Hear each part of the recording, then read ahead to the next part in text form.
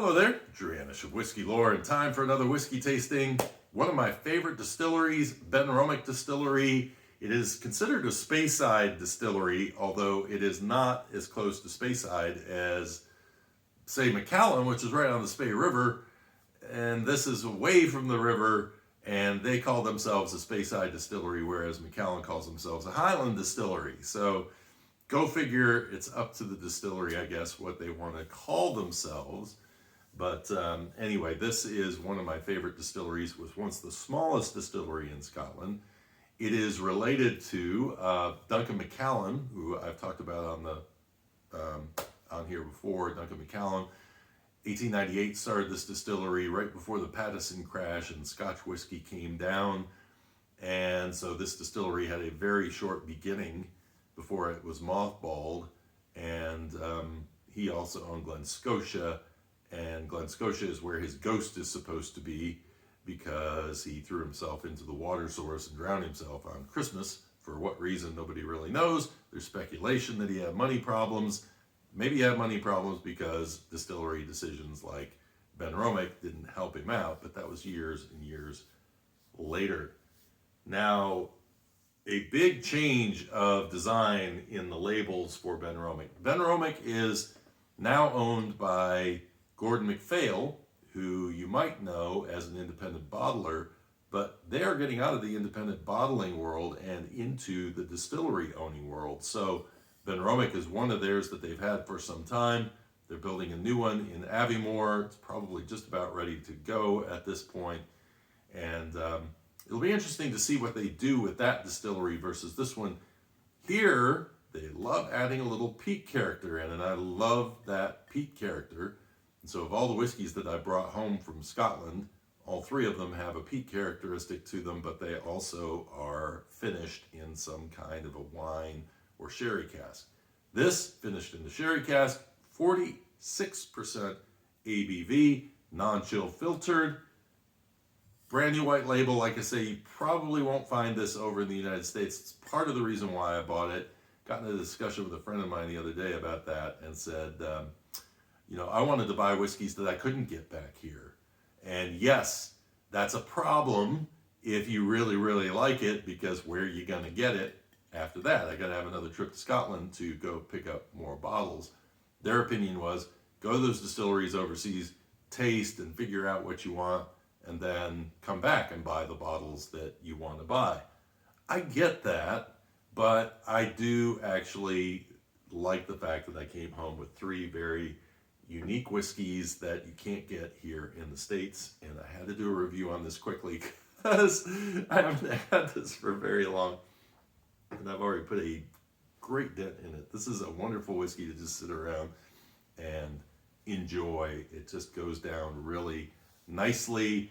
And I'm not going to say this is the greatest whiskey ever made. It is not. It is a very good whiskey. It is 8 years old. It's not age stated, sort of, because it doesn't have a big number on it.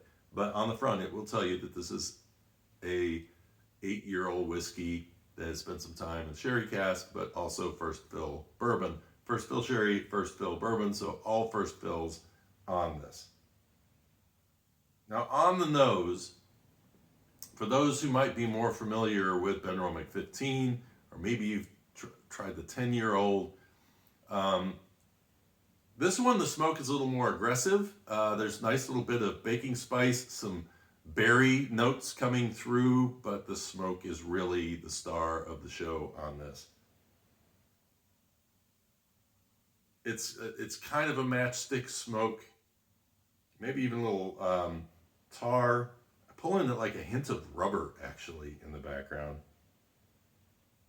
But that baking spice and that fruit is always sitting there, also just lending support, a nice bit of sweetness to go along with that savory, smoky note.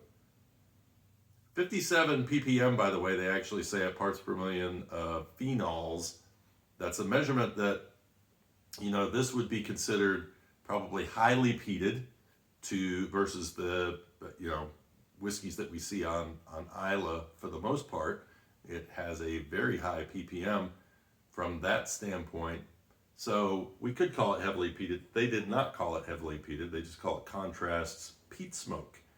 And so let's dive in and do a tasting on this.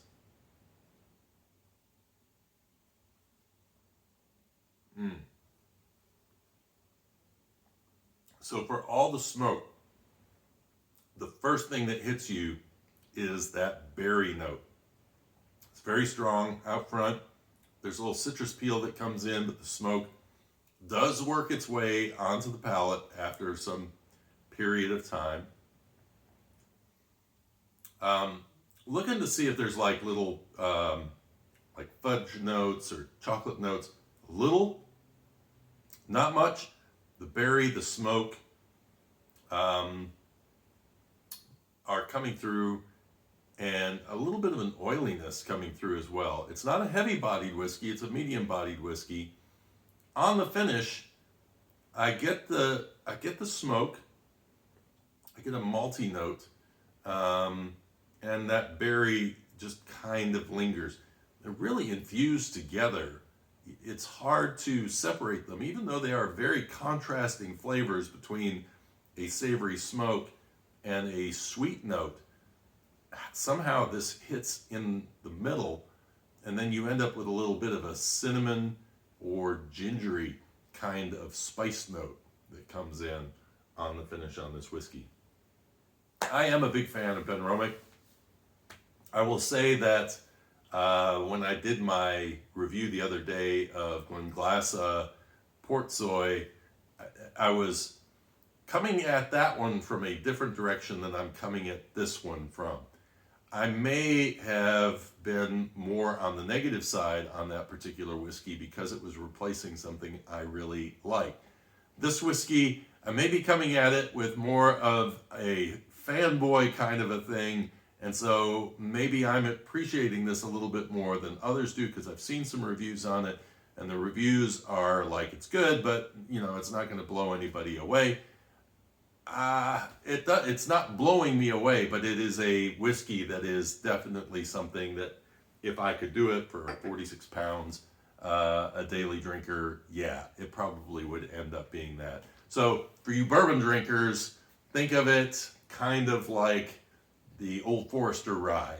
You know, it's a flavor that you like. It's off the beaten path a little bit because it's a little bit different formulation than some of the other things that you've had in that category, but it's a nice price and a whiskey that you just enjoy drinking.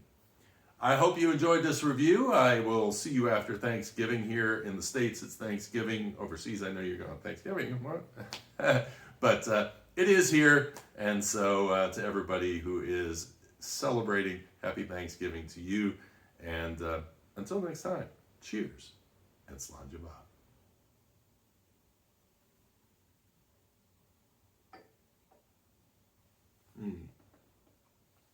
There's a little chocolate note that comes in on the sides of the tongue. I knew it was there, just had to let it flow down to the sides a little bit more.